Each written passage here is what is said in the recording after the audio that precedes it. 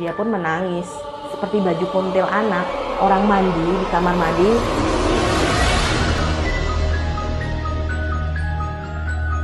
Halo, bertemu lagi bersama aku. Welcome to my channel Putri Jawa. Apa kabar kalian semua? Semoga hari ini kalian bahagia, kemarin bahagia, dan besok bahagia selalu. Oke, dalam video kali ini aku bakalan menceritakan salah satu cerita dari seorang teman yang menurut aku cukup seram, tetapi aku pengen banget menceritakan ini sama kalian ya. Jadi ceritanya temanku ini suami istri ya, mereka pindah ke salah satu kota dan mereka menyewa sebuah rumah di kota tersebut. Di hari pertama mereka datang ke rumah itu, sang istri sebenarnya sudah menaruh curiga dan berperasaan gak enak dengan rumah itu. Tetapi apa mau dikata, karena harga rumah itu sewanya itu murah, dekat dengan pasar dan rumah sakit, akhirnya mereka memilih untuk rumah itu. Pada saat mereka datang ke rumah itu, mereka masuk ke sebuah kamar. Mereka melihat ada sehelai kain lusuh bercampur lumpur yang berada di lantai kamar itu. Sang istri hanya bercanda waktu itu, seperti baju kuntil anak. Jangan-jangan kuntil anak ini ganti baju di sini nih. Hari itu mereka tertawa, tapi mereka nggak tahu ternyata sebenarnya itu memang ada. Di hari pertama mereka datang, nggak ada hal-hal yang aneh. Kemudian di hari berikutnya, saat sang suami pergi untuk bekerja, sang istri sendiri di rumah. Dia mulai mendengar hal-hal aneh yang menakutkan, yang menurut dia ini pertama kali dia rasakan. Dia mendengar suara orang mandi di kamar mandi, yang sebenarnya bahwa di rumah itu mereka sendiri, dia sendiri di rumah itu, nggak ada orang lagi. Dia memberanikan diri untuk membuka kamar mandi itu, dan ternyata semua peralatan mandi mereka sudah berada di jamban. Kemudian banyak kotoran manusia di lantai kamar mandi itu. Dia pun menangis, tapi mau nggak mau akhirnya dia memberanikan diri untuk membersihkan kamar mandi itu. Singkat cerita, akhirnya setelah sang suami pulang, sang suami langsung makan malam yang sudah disediakan sang istri.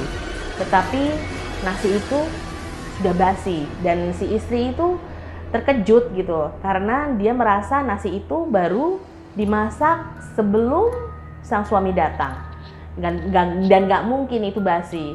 Dan akhirnya sang suami pun tersadar dan tiba-tiba dia berdiri dan mengumandangkan azan.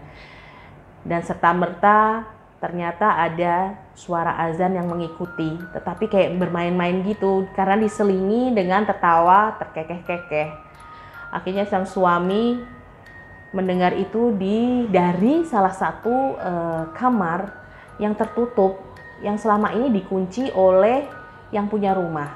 Akhirnya sang suami memberanikan diri untuk mendobrak kamar tersebut, tetapi kamar itu kosong. Tetapi mereka mencium bau, kayak bau-bau bangkai yang mereka tuh nggak pernah merasakan bau atau mencium bau seperti itu sebelumnya. Akhirnya sang suami memberanikan diri untuk menelpon sang pemilik rumah, dan pemilik rumah dengan santainya hanya menjawab, ya itu urusan pribadi kamu karena kamu sudah menyewa rumah itu. Akhirnya malam itu mereka memutuskan untuk beristirahat dengan mendengarkan ayat-ayat suci Al-Quran. Akhirnya malam itu nggak ada kejadian apa-apa, tetapi pada pagi harinya mereka melihat perut dan paha mereka itu semuanya biru-biru, kayak terbentur benda tajam seperti itulah. Kok benda tajam? Benda tumpul. Kemudian di hari itu sang istri sebenarnya sudah nggak mau untuk ditinggal sendiri, tetapi karena pekerjaan yang tidak bisa ditinggal, akhirnya sang suami harus meninggalkan sang istri untuk bekerja.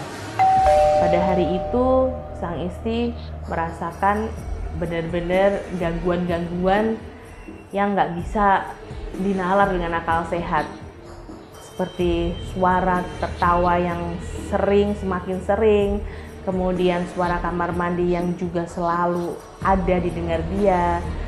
Tiba-tiba bau busuk yang menusuk, dan akhirnya karena tidak kuat dan karena saking ngerinya akhirnya dia menangis, dan akhirnya suami istri itu memutuskan untuk tidak tinggal lagi di rumah tersebut.